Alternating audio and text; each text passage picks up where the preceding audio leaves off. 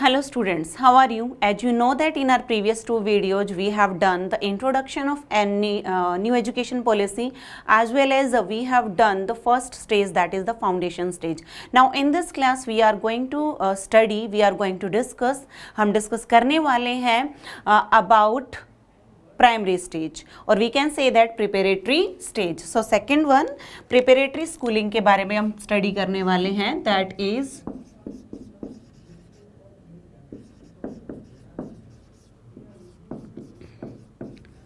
और you can say that primary schooling. आप preparatory schooling को और क्या कह सकते हैं? You can say that is primary schooling.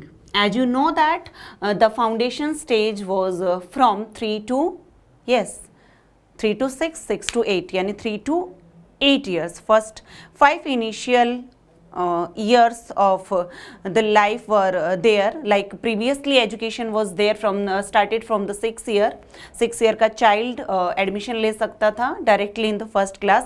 Now in new education policy that will means the child of 3 years can go to school. उसे हमने 2 parts में divide किया था, 3 years and 2 years. Now the next stage is preparatory schooling or we can say that primary schooling. हम इसे क्या कह सकते हैं? प्राइमरी स्कूलिंग कह सकते हैं. As you know that new education policy is about a changing format of education from 10+2 to 5+3+3+4. So next part of new education policy is 3 years and these 3 years are related to, ये 3 years क्या होंगे, कैसे होंगे? इन 3 years में like the child who got admission in 3 years में उसने admission लिया था and he completed second class till 8 years. Now 3 years means 8 to 11, यानी कि एज ग्रुप का 8 से 11 एज ग्रुप का जो बच्चा होगा वो स्टडी करेगा क्लासेस 3 to 5. इसको थोड़ा इजी बनाते हैं हम. We are going to make it easy. So सबसे पहले जो एजुकेशन होगी यहाँ पर सेकेंड स्टेज में वो कितने साल की होगी? That will be 3 years. Okay, अब कितनी एज का बच्चा होगा यहाँ पर? From age to 8 to 11 years. Okay, and कौन कौन सी क्लासेस स्टडी होंगी, कौन कौन सी क्लासेस वो कंप्लीट करेगा? क्लासेस 3 to 5, 3 से 5 तक. Okay, now I am going to add on something more in this column but later on. Okay, so classes 3 to 5 वो study करेगा. Now what is new? क्या नया है इस न्यू एजुकेशन पॉलिसी में, क्या चेंज है? ओके, सो ऐसा तो पहले भी होता था, 3 to 5 क्लासेस होती थी, अब भी 3 to 5 है. चेंज क्या है?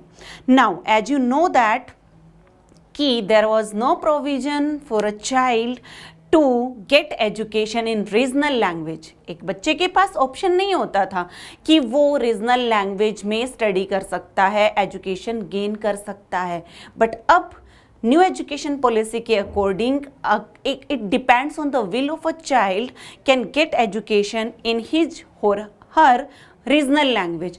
वो अपनी रीजनल लैंग्वेज में क्या कर सकता है? एजुकेशन ले सकता है. ओके, सो नेक्स्ट पॉइंट जो एड ऑन किया गया है वो किसका? अपनी रीजनल लैंग्वेज का. अब आप कहेंगे कि अगर रीजनल लैंग्वेज के लिए बोला गया है कि child can get education in regional language, so क्या बेनिफिट होगा और क्या लॉस होगा? एक बच्चा अगर रीजनल लैंग्वेज में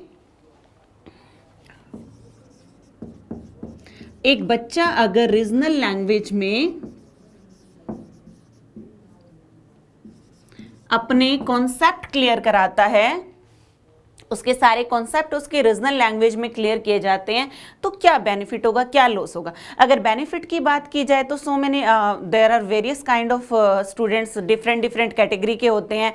सम do not feel comfortable in national language.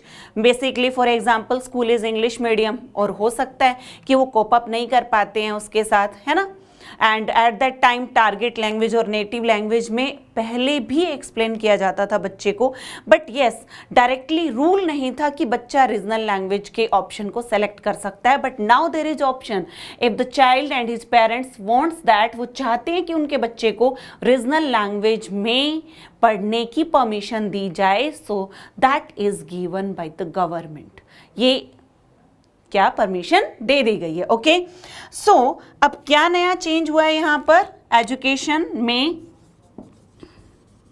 Language के कॉन्सेप्ट को जोड़ा गया है और बच्चा रीजनल लैंग्वेज में एजुकेशन को गैदर कर सकता है।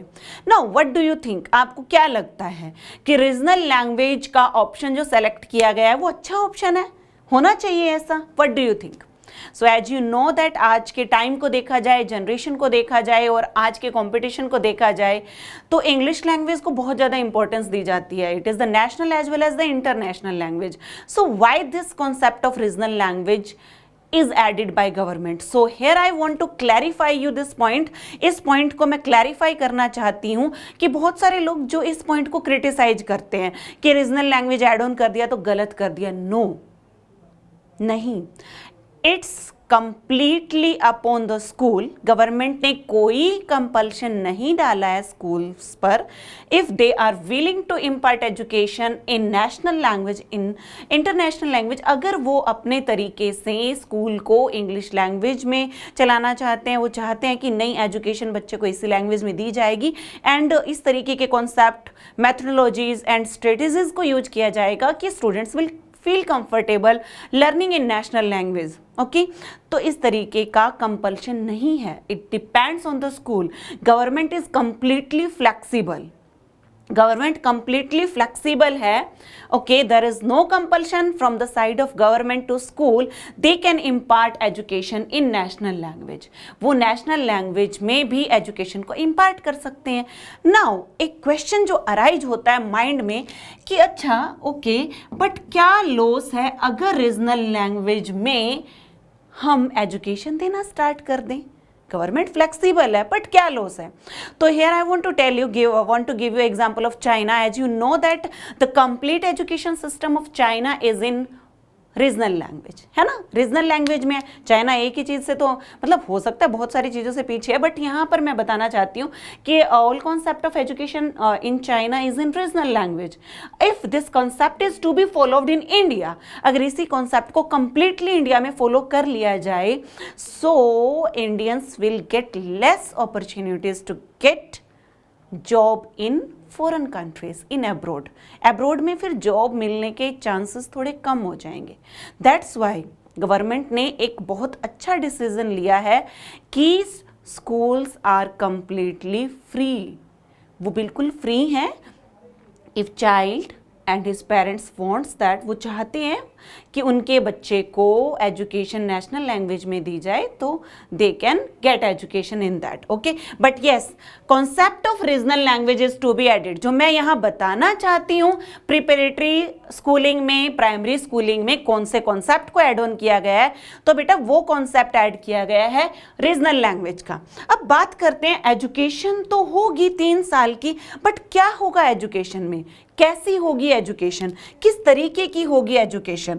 सो एजुकेशन देखिए स्टूडेंट कैसी होगी।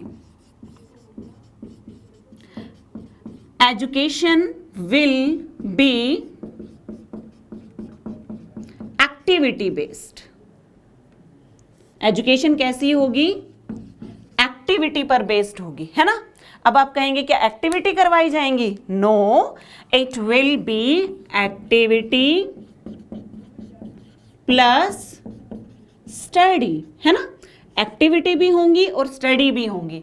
अब यहाँ पर मैं आपको बताना चाहती हूँ, for example one teacher is there जो एजुकेशन के साथ साथ फॉर एग्जाम्पल अपना सब्जेक्ट मैटर जो वो टीच कर रहा है, वो टीच करते करते कुछ एग्जाम्पल्स देता है, साथ में लाइव एग्जाम्पल देता है, बच्चों को सोसाइटी और सोशल जो चीज़ें अक्रिंग हो रही हैं उनके साथ कनेक्ट करके बताता है, स्टोरी का एग्जाम्पल लेकर बताता है, और हो सकता है किसी लाइक बहुत सारे सब्जेक्ट्स के लिए लैब बनी होती है, तो इस तरीके से एक्टिविटी बेस्ड जो लर्निंग कराई जाती है that remain longer time in the mind of students. Same is there, अभी जो 3 to 5 ईयर जो इनिशियल स्टेज होगी बच्चे की, वहां पर एक्टिविटी बेस्ड लर्निंग होगी, एक्टिविटी प्लस स्टडी होगी, है ना। In this way they will get so many things and things will remain longer time in their mind.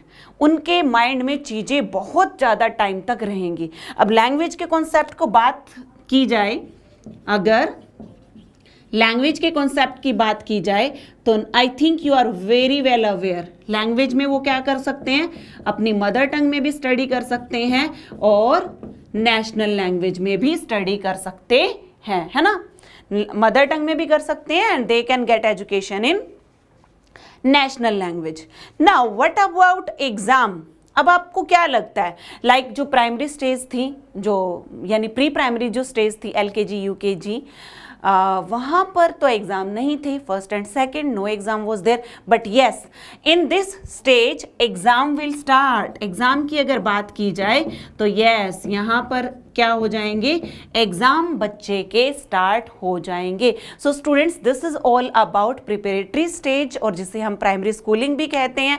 Primary schooling will start from the age of 6 and continue to the age of 11। ये 6 साल से 11 साल तक चलेगी।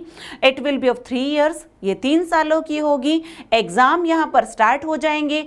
Education बच्चा gain कर सकता है in his mother language as well as in national language, but yes there is no compulsion from the side of government. It depends on school, it depends on child. School चाहता है कि वो national language में ही students को education दे, उन्हें समझाए, explain करे, तो it's completely upon the school. Okay, so and education system की बात की जाए तो it will be based on activity.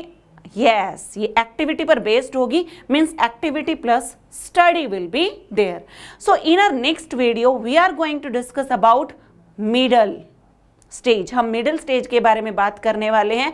Till now we have studied about 5+3, initial 5 year and after that 3 years हम स्टडी कर चुके हैं, और यहाँ पर हमने सेकेंड स्टेज जो 3 ईयर्स है उसको डिस्कस किया है। I hope it's clear to you. Thank you. God bless you.